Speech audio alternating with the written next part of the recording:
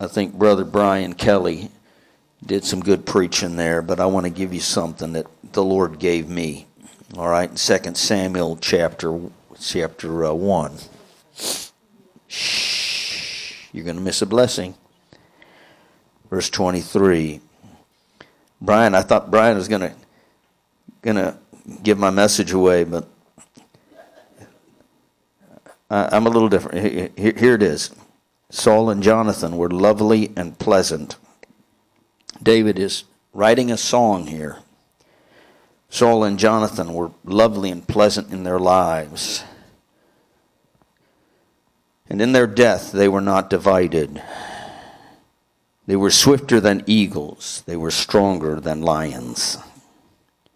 Ye daughters of Israel, weep over Saul, who clothed you with scarlet and other delights, who put on ornaments of gold upon your apparel. Here's the message right here. How are the mighty fallen in the midst of the battle? Got it? You with me? How are the mighty fallen in the midst of the battle? O Jonathan, thou wast slain in thine high places. Notice what it says, folks. The mighty are fallen in the midst of the battle. That means, you know what that means, folks? That means the battle's not over. The battle for souls is never over. We don't retire. We refire. We get fired back up. Whatever we got to do. As long as we have breath, God's got something for us. Some soul to reach. And there's billions of them out there, in case you didn't know, that need Jesus. Billions. We used to sing a little chorus. Untold millions are still untold. Now it's billions. The mighty are fallen in the midst of the battle. One of our warriors, one of our soldiers, one of our brethren is fallen in the midst of the battle. But the battle goes on. Who will step up? Who will step up and be a Brian? And believe me, I learned things over the last couple of days I never even knew about him. How he discipled. You know, when he passed and I came over to George's, and George looked at me and says, "What are you going to do?" He says, that man did everything for you. He'd go anywhere. He'd do anything. He'd take a bullet for you. I know. I don't know. And like I said, I mean, I've gone through this time where I felt kind of sorry for myself, you know. What am I going to do without this guy who's always there? I want you to see this. Verse 26. So the battle is going on. We need some soldiers. It's enlistment time. It's volunteer time. The call for loyal soldiers comes to one and all. Verse 26. Let's read it there for those who have a Bible. Ready? I am distressed for thee, my brother Jonathan. Very pleasant hast thou been unto me. Thy love to me was wonderful, passing the love of women. I can say that about Brother Brian. Thy love to me was wonderful.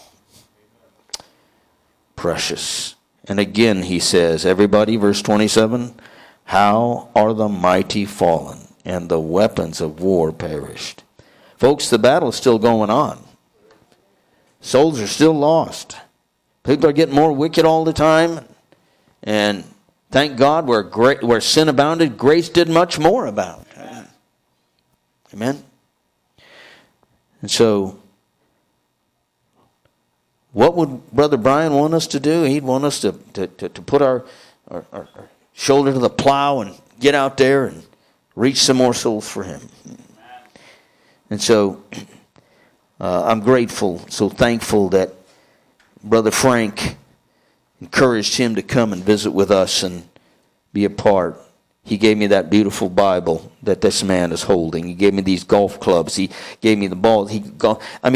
Everything, anything I wanted. You know, he would do anything he could. He was always trying to be a blessing to me. But more than anything, he gave his heart to me. he opened up his heart, and we shared our heartbreaks. And we went through the valley of Baca, the valley of weeping together. And we made it, as best we could, a valley of rejoicing. He gave me his heart. He gave me his attention. He gave me his love to Christ. He gave me his loyalty. He gave me his service. And when I'm going to tell you where he really took a turn, and Eleanor, you touched on it. I gave him a book on prayer. And that transformed his life. He became a prayer warrior. I gave him that book on E.M. Bounds, and he said, you know what, Pastor? He said, I can't do a lot of things, but I can pray. And he took time every day. Folks, this was his full-time job.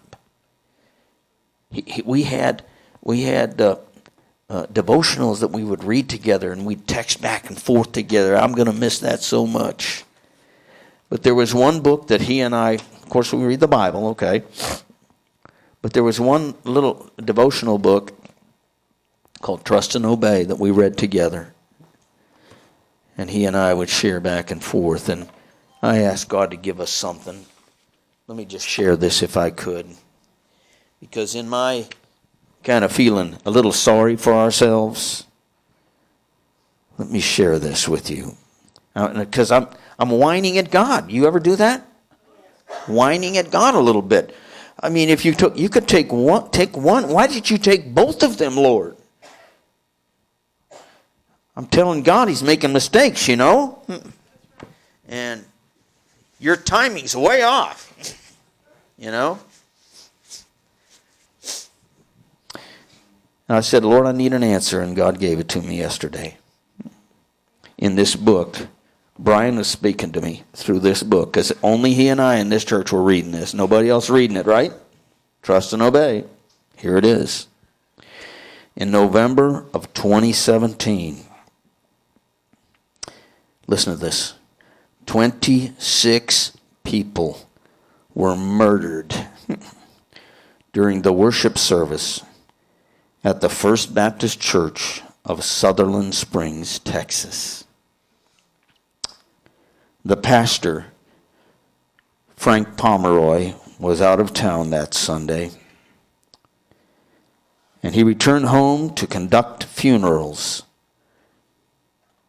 for most of his congregation. Small church like ours. One of the victims was his 14-year-old daughter. Asked how he could explain this tragedy, Pomeroy replied, I don't understand, but I know my God does. And I just wept. And I asked God to forgive me. Because churches all across this land are losing people. We lost two of our best, but you know what?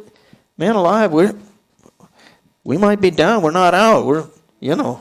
Righteous man falls 7 times and rises up again, and we need to rebuild and just go on for Christ.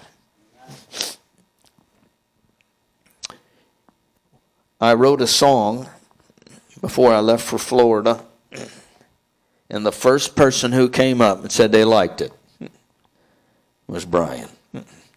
Man, I like that song, he said. So we're going to sing it right now.